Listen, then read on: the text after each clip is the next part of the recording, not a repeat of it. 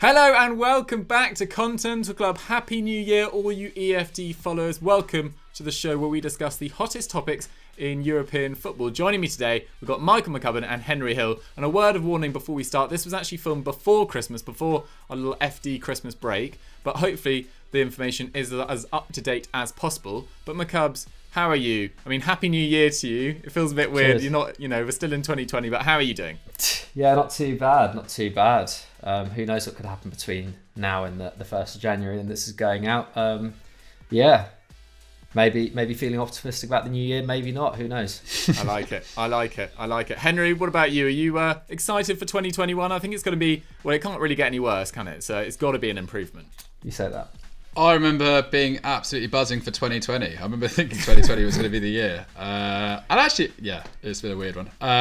2021, the second I can do, I'm going on a fat holiday somewhere and I'm forgetting about football for as long as possible. But yeah, I'm looking forward to that. I like it. I think we'll all be joining you on that fat holiday. I cannot wait to get away. But anyway, let's go to our show today because we're doing a preview of 2021. We're going to talk about breakout stars for the campaign. We're going to talk about the various league titles and some predictions at the end. But we're going to kick off with breakout stars because at Adele Khalifa 028 says, which young players across Europe do you think will be the breakout star in 2021? Before we get involved in that question though, just a quick reminder to subscribe to Eurofootball Daily and hit that notification bell to never miss a Continental Club. We drop videos like this every single Friday. But McCubs, we are kicking off with the man of the moment, as we film this at least, Youssoufa Moukoko. What a start from him. Yeah, I mean, hopefully his moment won't have passed. Otherwise, that'll be a real flash in the pan if someone's so young. But yeah, Youssoufa Moukoko, I actually wrote about him in a recent 10 we put out, 10 Wonder Kids to dominate 2021. So go and check that out after this video if you haven't already. And although, I mean, I feel like it's almost a little bit premature to start talking about Moukoko like breaking out this year. Like, I think he may well break out this year, but I don't think, there's so much time for this guy to hit his potential that he could, 2022 could be his year, 2024 could even be his year. You know what I mean? Like, he only turned 16 in November, so he doesn't turn 20 until November 2024, which is pretty crazy to think about, to be honest. But anyway, he's had an amazing couple of months, hasn't he? Obviously became the youngest Bundesliga player ever just after his 16th birthday. Scored that goal last week as well, didn't he? Becoming the youngest scorer.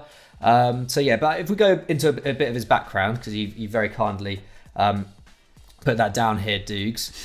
So if you're not familiar with his story, sorry.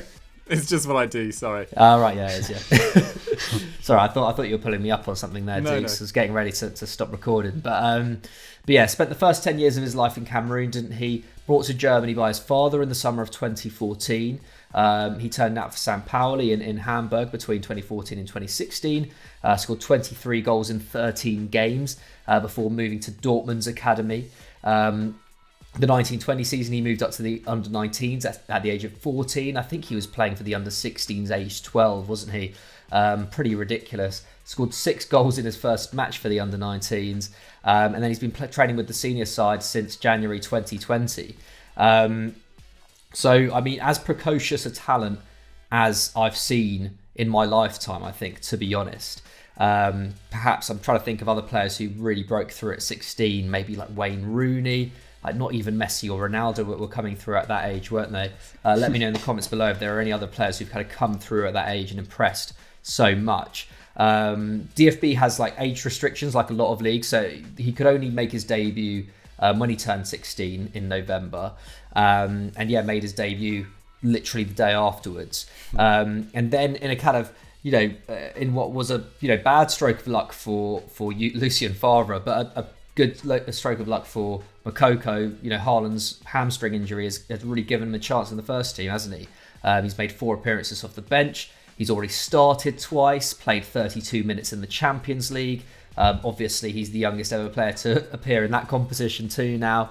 Like I said, got that first goal in their 2-1 defeat away at Union Berlin last Friday. A couple of Fridays now if you're watching this on the 1st of January. But beat Florian Wirtz's previous record for youngest scorer in the Bundesliga, which was only set in May 2020. And aside from that, it was a really complete performance from him, wasn't it? In what was otherwise a disappointing defeat for the club.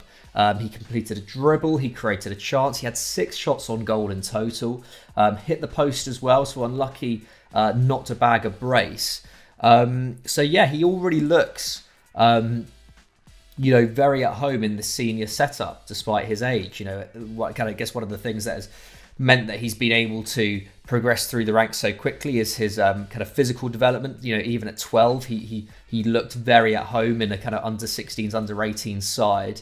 At 16, he already looks, physically up to scratch with the Bundesliga, which again, you have to look back to players like, say, Wayne Rooney, maybe Ronaldo, Nazario, to kind of, those kind of exceptions to the rule in terms of physical development. Hopefully that will only continue kind of as he gets older.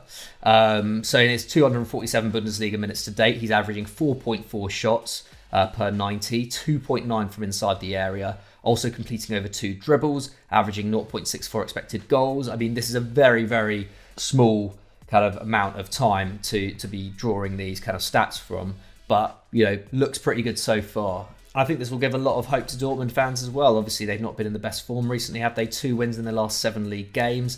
Their title hopes are now looking a lot less strong. Moukoko can be incredibly pleased with his performance today. I think, despite all the promise that he showed before, no one was really expecting him to come through and do what he's done already.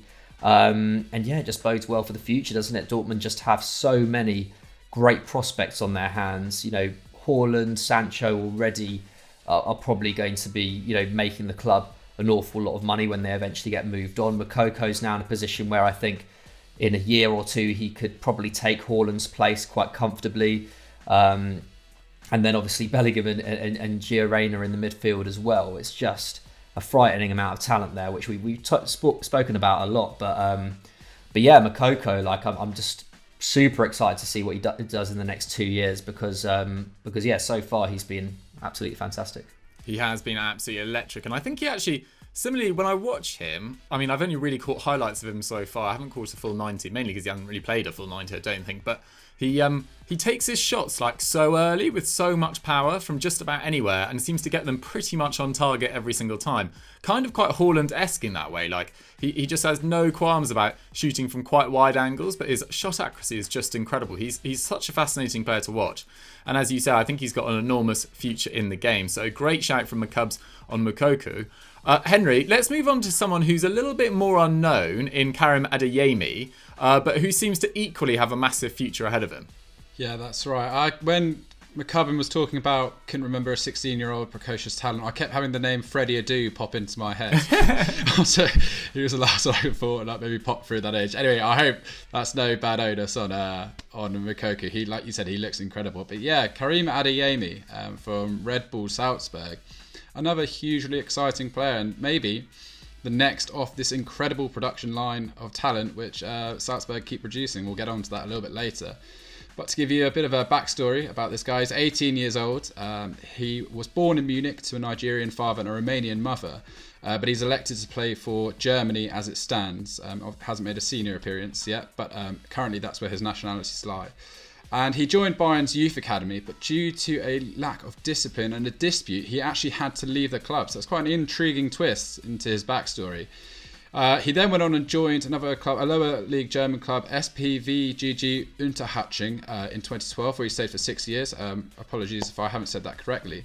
But his under-19 team were relegated in May 2018, so he had a bit of a very interesting start. But then, ahead of the 18-19 campaign, he joined RB Salzburg in a €3 million deal. So that's, some serious money for a lower league German side. And he was immediately loaned out to their feeder club, FC Liefering, where he scored 15 goals in 36 games. This is really where he made his initial impression in the Austrian Bundesliga. And since then, obviously, because their talent comes and goes, he's been able to promote himself up into the first team. He's made 10 appearances for the senior side in 1920, helped by the departures of Minamino and Haaland. And he scored 1 and assisted 2, so he had a bit of like a soft launch, I suppose you could say, in the side. And this year, though, however, he's got 1 goal and 3 assists in 9 Austrian Bundesliga appearances to date. Only 4 starts, but I know about him because I wrote a script on him for Football Daily. It was 10 players, Football Manager 2021, say you must follow and must scout.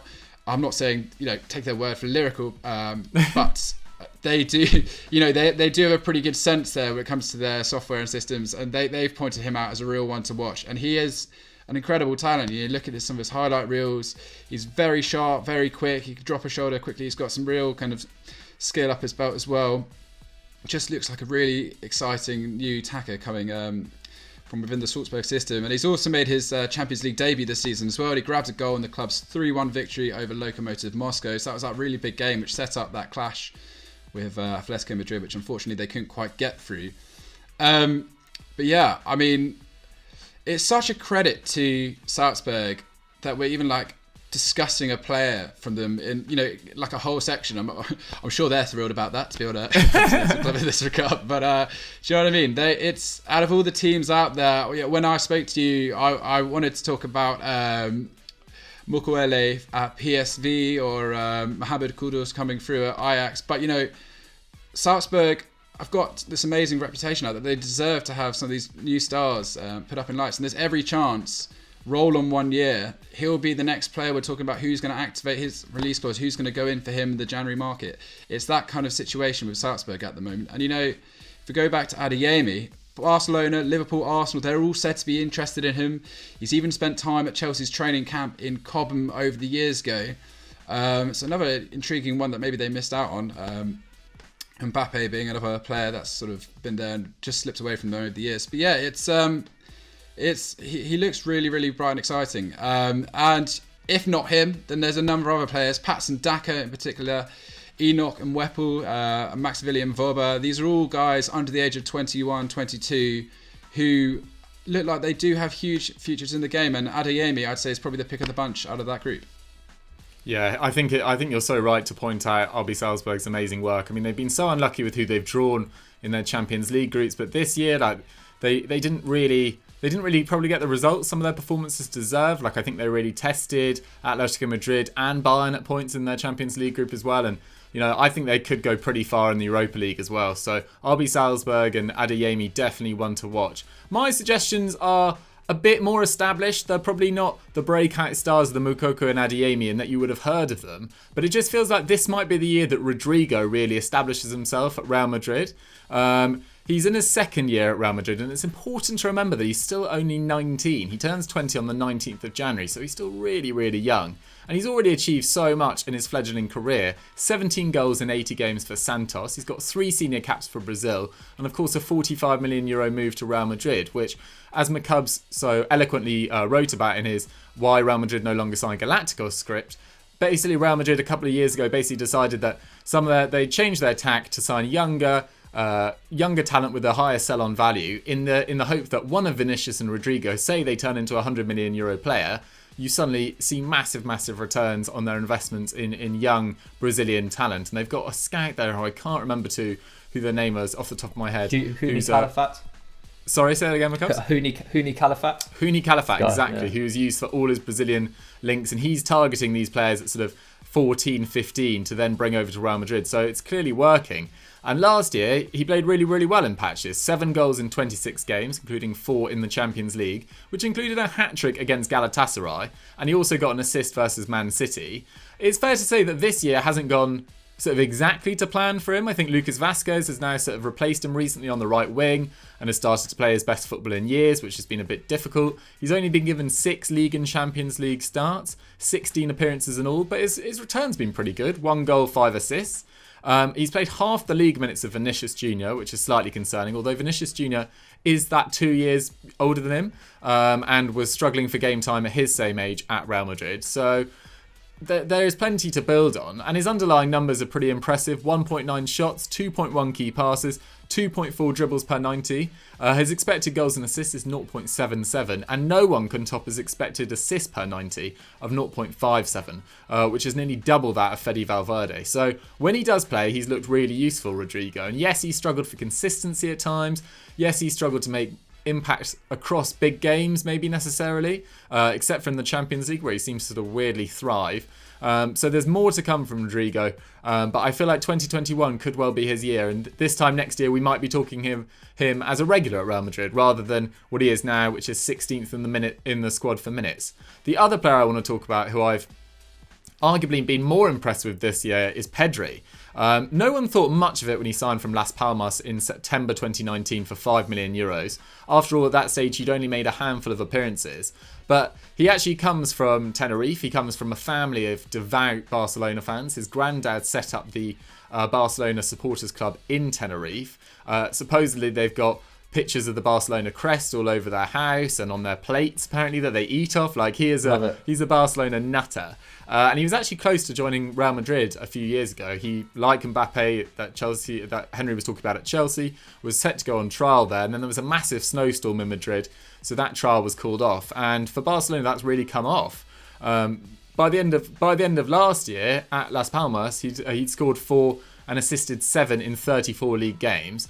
And he's only recently turned 18, but he's had a surprisingly large role so far, I would say. 18 league and Champions League appearances, 2 goals. He's played in all across the midfield. He's played on both wings. He's not really played in his favourite position of a number 10 as of yet, or all that much at least. And his numbers look pretty useful. I mean, there's more to come, but 2.3 tackles and interceptions, which is pretty promising. He's got the work rate, he's got the energy to contribute that way. 1 shot, 1.6 key passes, which is 5th in the squad, and 1 dribble, and an 86% pass accuracy, which is arguably what I'm most impressed with, because if a player at Barcelona wants to establish themselves at Barcelona, should I say, they're going to have to be pretty good at retaining the ball.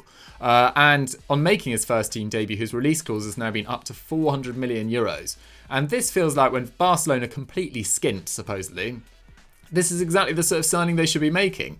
Really, really cheap, low-risk gambles on players with enormous talent coming through at a very young age, and then see whether you can sell them on for a profit in the future, even if it doesn't work out at the club. Unlike buying Coutinho, Griezmann arguably past his prime, for enormous fees, and then having these absolute white elephants stuck on your books for years to come. So I've been pretty impressed with Pedri, and I think Rodrygo's got a big year ahead of him as well. But guys, that concludes our first section on Breakout Stars of 2021. Let's move on to our predictions for each league next year. So our question for the second half of the show comes in from Sam Goz, and it's, do you think Lille can win Ligue A? So on this section, we're going to talk about Ligue A, Serie A and the Bundesliga, because we've talked about La Liga to death on Continental Club over the last 2 or 3 months. But I cannot emphasise enough, we shoot this on the 21st, I believe, of December it is. So by the time this comes out, there's been at least one more game in most leagues. So some of the information isn't completely up to date, but I think our predictions on how we see the league going shouldn't have changed too much. But Henry, let's kick off with Ligue 1, because it's a league you try and big up as much as possible, to your credit. And it's been phenomenally exciting so far this season. Oh, it's great. Honestly, at the moment, it's never been so competitive from what I can remember in recent years. Looking at the top 6 at the moment, you got Lille are currently top, and then you got Lyon, PSG, Marseille. They've got 2 games in hand as it stands, and if they win those 2 games, they technically go top. And then Rennes and Montpellier as well. You're really beginning to see all the big boys of Ligue 1 grouping up and being where they're supposed to be, which is quite a nice change. Part of that, it has to be said, is because PSG are dropping points. As we've said it, they're currently 3rd, 1 point behind Lille and Lyon. They dropped points in 6 of their 16 games so far, losing 4 times, which is the most they have lost in an entire season since the 14-15 campaign. But yeah, Marseille, Monaco, Lyon, they've all taken wins against them. And then there was that draw against Lille, which actually, I thought PSG, they were the better sides overall. But Lille really had an opportunity at the end. And if there's a Puskas award for best tackle of the year, I think Presnel Kimpembe. Oh, it's amazing. Kimpembe's put himself in there, because that 4-on-1 tackle is one of the best. Yeah, it was very exciting in a weird kind of way. But what I love the most about that, sorry Henry, was that he clearly pulled like his quad or his hamstring like seconds before he had to make the challenge. and then he just went for it anyway. It was so heroic. Unbelievable. It was do or die, and it paid off for him. So yeah, a real credit to him. And he did. And actually, what's interesting, he did. I think he went off injured, but which is actually a bit of a blow, because that means there really doubts that whether or not PSG are going to maintain themselves in this race, which I think they will, really depends on their injury situation. Certainly in defence, they've had to play a real mixture of players in there. Thilo Kehrer and Kajawa, they've both been starting at the same time. And also Juan Banat's injured, Sarabia further forward, and Neymar's now out for a long time. So I fully expect PSG to roar back at some point and go on a decent run.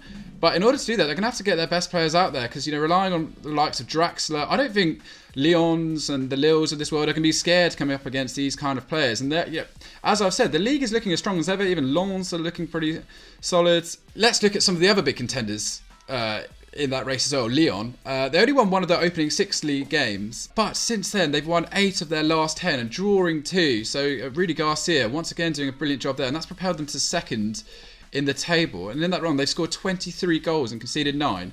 I have to say, I'll have to hold my hands up here. I thought Toko Akambe was going to be a shocking signing, 8 goals, but he's I really didn't rate him at all. And I've quite, a few guys in the comments disagreed with me and explained to me he actually went at Villarreal. He was performing really well for expected goals and whatnot. Sure enough, 8 goals and 4 assists. Memphis Depay in what could be his swan song season at the Stade Olympique Lyonnais. He's got 8 goals and 4 assists.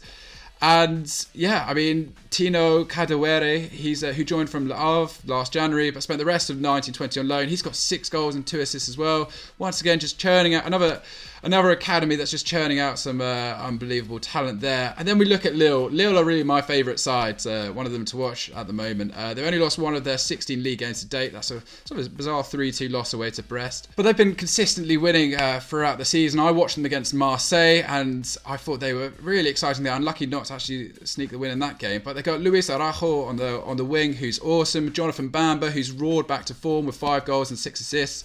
Yilmaz, who's another really surprisingly successful signing, 6 goals and 4 assists. Who knew that 35-year-old would come in from I think it was either Besiktas or Galatasaray, do as well as he's done. But yeah, real credit to him there. So it's a really exciting division. It's I genuinely believe that if Lille can just maintain that core of their squads, if they can hold up with injuries, then I think they could push it further. As we were saying off camera, we're treating this as if it's halfway through the season, which it's not. There's still a bit of a way to go, but these teams need to learn to live with PSG for the longevity of the season. And Lyon and Lille, even Marseille, we're not even going to mention Marseille too much, but VS Boas has got them very solidly. They're not as exciting as any of the previous 3 teams mentioned, but at least Marseille are there and thereabout. They're grinding out results where it matters. Like you said, if they win their 2 games in hand, there's every chance they can go top. So it's very exciting. They're all roughly on the same level. I'm really excited to see how it's going to play out. Fingers crossed that Defy doesn't leave in January, because that could kind of throw a bit of a spanner in the works in that one. But yeah, I don't know what you guys think. Liga, we tease it, doesn't quite get the airtime it deserves all the time, but I think it looks hugely exciting at the moment. Yeah, it's definitely been the most competitive it's been in years, at least since that Monaco title triumph, which was so exciting. But even then, I don't think there was the depth of quality that there is at the moment. And with PSG probably looking their weakest in quite a while, I would say, with their lack of spending and their spending in wrong areas over the years as well. There's definitely more opportunity for other sides. And I actually saw that at the weekend there was an article saying that Depay could leave for as little as €5 million in January, which would be a nightmare for Lyon, their best player and their sort of talisman as well. And he has been playing really, really well when fit as well. So hopefully Lyon can keep it going, and Lille as well. Really enjoy them and keep the pressure on PSG, because we all just want competitive races. Speaking of competitive though, McCubs, let's go over to Italy, because Serie A is heating up. Yeah, it is. I feel like Serie A. Although Juve always end up winning it, is always very competitive up until like halfway through the season at least. I feel like Juve are very rarely top of the league consistently in the first half of the season, and they always pull through, don't they, in those final 10 game weeks. But this year, I think it could be really interesting. Obviously, AC Milan, are the story of Italian football right now, currently on 31 points as this goes out. There is, believe one more game to go until the video goes out. So things could change because they're on 31 points. Inter Milan just behind them on 30, and then Juventus are on 27 points. But yeah, we'll start with AC Milan because obviously they've just been, fantastic. I think they still remain unbeaten in the league in 2020. Is that right? Or did they lose once? No, I think they lost once. Did they in March? Forgive me if I'm wrong there, but basically haven't lost in many months in the league. 2 draws in their last 3 league games though has obviously reduced their league a little bit, but that 2-1 win away at Sassuolo was vital, wasn't it? Rafa Leao scoring the fastest goal in Serie A history. Top 5 league history, I think it was. Really? Yeah. I didn't even realise that. So there you go. And then Alexis Salamaker's also getting in on the act as well. Both of them have been really excellent this season, both improving a lot. And they've now beaten Inter, Napoli, obviously Sassuolo. They face Lazio on the 23rd. So you'll know that score by now. But yeah, I mean, they've just had a fantastic start to the season, haven't they? Carried on the good work that they showed at the end of last term. Zlatan Ibrahimovic, when he has played, has been excellent. The rest of the side have just functioned so well. That midfield of Kessié and Benacer looks one of the best partnerships in Europe right now. And in a few days' time, they've got Juventus at home, on the 6th of January. So stay tuned for that, which could be a really pivotal game in the title race this season. Also, if you haven't already, go and check it out. We did a scout report on AC Milan about how they became title challengers. That came out a couple of weeks ago now. I think it got a pretty good reception all in all. So yeah, go and check that out if you haven't already. So their closest challengers at the moment are of course Inter Milan, who I think I was a little bit harsh on in our end of year review last week. They've obviously turned things around a bit in the last month and a half. I still think they've had a disappointing 2020. I think the strength of that squad and the manager they've got in place, considering that, I think they will be very disappointed to have missed out on Serie A last season. They will be disappointed to have missed out on the Europa League. This is a club that really needs silverware to back up what kind of the money they've been spending in the last couple of years, the kind of project they're trying to build, and the fact that they've brought in so many kind of experienced trophy winning players. I think they will be disappointed. However, their title challenge is very much still on track, I think. Obviously, we all kind of tipped them for the title at the start of the season. We may have expected them to have been top by this point. Who knows? They might be top by this point, but not when this is being recorded. But yeah, 6 consecutive wins. They've scored 16 goals in those 6 games. Only conceded 5. Obviously, that included that 3-0 win over Sassuolo. Very important 1-0 win over Napoli last week as well. So yeah, I feel like Inter are coming into form at the right time. Obviously, there's still 5 games to go to at the halfway stage, but yeah, I think they are potentially in for quite a strong end to the season, strong second half to the season. And of course, Juve, you just can't write them off, can you? Still only lost 1 of their 19 games this season, and that was at home to Barcelona in the Champions League. In the 6 games since the start of December, they've had 4 wins, including that very impressive away victory at Barca, and just 2 draws. That them and Milan are the only 2 unbeaten teams in the whole of Europe now in terms of their league form. So yeah, I mean, it's we all kind of wrote off their title hopes a little bit at the start of the season, and I think kind of rightly. They've been declining over the last couple of years as a side. Defensively, I don't think they're at the level that they were, and going forward as well, still very reliant on Cristiano Ronaldo and his kind of continued prolific form. However, I think Pirlo's sorted out that defence a lot more in the last month. I think they've got the best defence in the league now. Ronaldo scored 10 goals in 8 games since the 21st of November. So, I mean, if he carries on that kind of scoring form, they're always going to be in with a shout. Morata has 4 goals and 4 assists in the same period. He's looking more and more like one of the best transfers of last summer. So, yeah, I mean, they're always going to have a chance. And obviously, I think we can probably speak for everyone here and everyone watching this channel who's not a Juve fan, and hoping that that doesn't happen. And we see one of the Milan clubs take it home. But yeah, they're always in with a shout, aren't they? And yeah, they still have one of the strongest squads. They now have an attack which does have some of the most exciting players in the league. You know, Kulusevski, Chiesa, Bernardeschi when he's called upon. You know, these are all players who can be match winners. Chiesa in particular, I can't remember which game it was now, because it's one of the last three anyway. But his goal in that an game absolute was banger. Yeah, who lovely, was that against? I can't remember. But yeah, memory escapes me. But let me know in the comments below who that was against. So yeah, it's a really tight race, and you know, we're even discounting at this point Napoli, who looked like one of the front runners at the start of the season, but just a few poor results recently. You know, they've been missing Victor Osimhen as well, hoping he'll be back in the side by February, hopefully. But yeah, a bit of a shame to see them drop out. But who knows if one of the top three comes into bad form, if Napoli can string some results together. They're still only 7 or 8 points off the top. At this stage of the season, that is still surmountable. So yeah, I don't know who I'd back. I think maybe Inter, just because I still think we're yet to see the best of them. And in a squad with that kind of quality, I think they will kick into shape at some stage.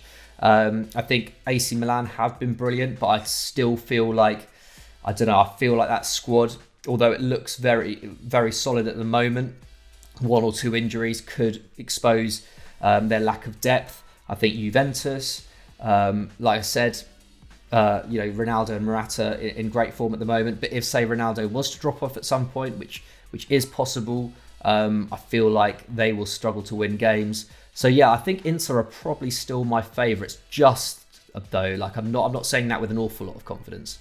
Yeah, I think it's the tightest league to call, to be honest. I think with Juve's recent form as well, I'm really not discounting them. I don't know who's going to win, to be quite honest. I don't think it's going to be AC Milan. Just as you say, that depth, particularly at centre back. Maybe if they get another spate of injuries there, it's not particularly strong at centre back. But yeah, it's going to be an absolutely fascinating race in Serie A. But let's move on to the Bundesliga, because weirdly, out of these 3 leagues, it's another 3-horse race for the title. That's because after just 1 win in their previous 5 league games, Dortmund are now 8 points off Bayern and out of the title race realistically, at least in my book. I think they're done. They're gone. Currently, Bayern are 2 points ahead of Bayer Leverkusen, who they beat 2-1 on Saturday, and 2 ahead of RB Leipzig. Now, that Bayern Munich game against Bayer Leverkusen just seemed like typical Bayern. They didn't even play particularly well. They went behind to a magnificent shit goal, but they came back into it through a double from Lewandowski. Like XG suggested they probably had the better of it. It was 1.4 to 0.3, but it wasn't really a thriller either way. And they took advantage of 2 awful Leverkusen errors. So Radetzky jumped into Jonathan Tah, which meant both of them missed the ball, and then Lewandowski nodded into an empty net, and then Tah took a horror touch with about 30 seconds to go, which let Lewandowski go through and score. And it was just so typical. Bayern, once again, getting the 3 points when they need it most, and they have generally performed very well in the big games, in credit to them. They've beaten Eintracht, they've beaten Dortmund, they've beaten Leverkusen, and they've drawn with Leipzig, scoring 13 goals in those fixtures. RB Leipzig are quite an interesting one in this race. I think they're actually quietly going about their business, really. They qualified from a difficult Champions League group.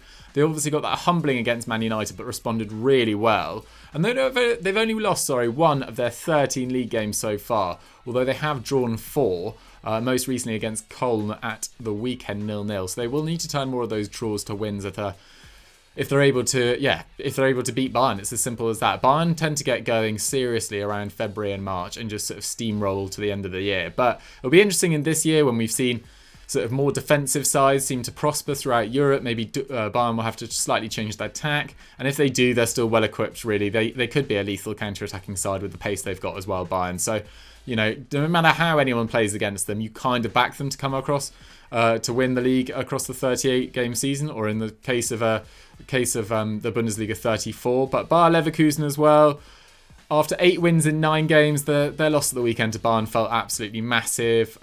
Both came from huge errors, as I said, but they do have firepower throughout their side. Alario, Bailey, Diaby, Florian Wirtz as well, who's just been sensational recently. So they're not going to go away, but I think 3rd or 4th is a real achievement for Bayer Leverkusen, to be totally honest. I imagine by the end of the year it'll be Bayern, Leipzig, Dortmund, Bayer Leverkusen, but potential with a shift up in there. It's quite tight down from 5th to about 8th. I think Wolfsburg have been playing really well until recently. But as a whole, it's difficult to look past Bayern. They're hitting everything that goes in at the moment. They scored 11 more goals than anyone else. Leipzig have the best defence, but I don't think they're going to have enough going forward to consistently topple this absolute juggernaut that is Bayern Munich. So that's my prediction for the Bundesliga. But before we go and before we wrap up, I asked the boys to each bring one random prediction for 2021. It doesn't have to be attached to a league. It doesn't have to be attached to a manager. It can be anything they want. Henry, what was your prediction for 2021? I look forward to everyone in the comments telling me I'm completely wrong. I actually had like a 3-tiered. My really wild card prediction was that Rangers would get to the final of the Europa League. Wow. My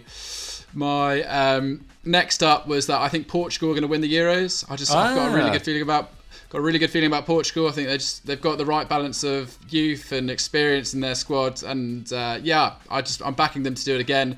And then my other one was I think Lewandowski will win the Ballon d'Or in 2021. He's already got 17 goals at the time of recording in the Bundesliga, which is crazy. And I fingers crossed, because it's such a robbery that he wasn't given it in 2020. For 2021, I want Robert Lewandowski to win the Ballon d'Or again, and I don't see why he shouldn't if he keeps going the way he is. Absolutely. I think that's the least brave of your calls, as you say, but Lewandowski winning the Ballon d'Or, you can see it, definitely. McCubs, what was your prediction? Well, you said Rogue, so I thought I'd go Rogue. I don't actually know if it is Rogue at this point, but yeah, I'm still slightly backing Messi to stay at Barcelona beyond this summer. I think it's going to happen. Oh, yeah. That is juicy. Yeah, I kind of just, I don't know, I just still can't see him leaving. Obviously, the presidential elections are coming up this month. Laporta's already said that if he gets in, he'll do basically everything within his power to keep Messi at the club. I expect Victor Font will also have to kind of toe that line as well if he wants to get in, although at the same time I feel like Messi's standing among Barcelona's members is a lot lower than it once was, so difficult to call, but like you said, it's a rogue prediction, so I'm putting it out there. Let me know what you think of it. I like it. My suggestion is actually quite annoying because Henry's already said it. Mine was going to be Portugal are going to win the Euros. Wow. I just think... Oh, really?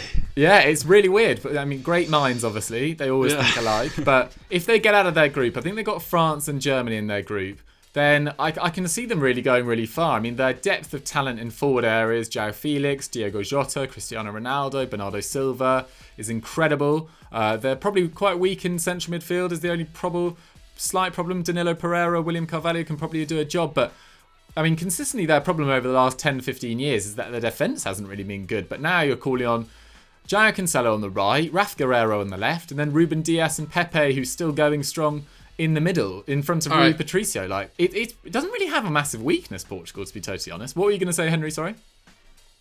On the basis that I've accidentally stolen your grand insight into this year of football, who do you reckon would be the Greece of this Euros? Like Portugal last time, who came from nowhere to win it. Who would be your absolute wild card for the Euros? Ukraine right now. Ukraine. Ooh, okay. I don't know a lot about whether their form, but I remember reading that they've been in pretty good nick. I think they've had some quite good results against Spain and France, if I'm not mistaken, and Sagankov as well, my man up front, killing it as always. Get him to the Premier League. Right. Get him to the Premier League. So I'm going with Ukraine as my random Euro shout.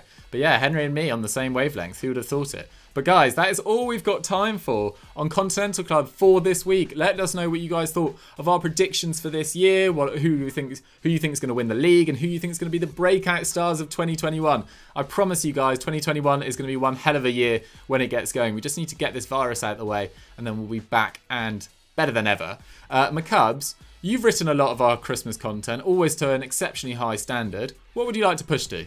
Yeah, well, speaking about 2021 being better than ever, if you want to watch something that may not get your hopes up so much, I did a FD Explained on Brexit and what that means for the Premier League. Obviously, will have crashed out now, with or without a deal, who knows. Still not that clear on the 21st of December. It will be clear on the 1st of January. Regardless of a deal or no deal, though, the Premier League and the way that Premier League clubs and English clubs in general conduct themselves in the transfer market has been changed massively by Brexit. So go and watch that. Lots of technical stuff, but also quite interesting stuff about the way that English clubs will have to basically change the way that they scout players from here onwards. I love it. Just as I was bringing the positivity, McGrinch got involved. I love it. Yeah, Took it all 2021. I'm feeling incredibly pessimistic about. So it's in a similar vein to that. Nice. Fair enough. I mean, Henry, anything you'd like to push to? What should the good people go and check out now? On the 29th, so a few days before this came out, if hearing about Wonder Kids a little bit more has got you excited, then we've got a top 10 Wonder Kids to look out for in 2021 on a EFD. So go check that out. Some other big names who you should be signing on whatever FIFA, PES, Football Manager console game you play. So yeah, go check that out. I love it. Thanks very much for watching, guys. Happy New Year. We'll see you next time. Bye.